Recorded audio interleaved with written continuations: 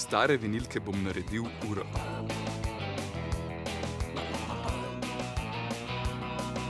Z ravnilom označimo točke na vinilki, ki bodo simbolizirale številke. Vzamemo zaščitni trak, s katerim naredimo oznake za številke. Izberemo barvo kazalcev, ki naj bo kontrastna barvi podlage. Posprejemo vinilko.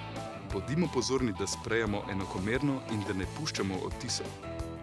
Prelepljeno površino previdno odstranimo, ko je barvni nanos še rahlo vlažen, da imamo lepše robove.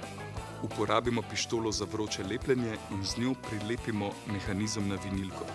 Pritrdimo kazalce in ura že tik-taka.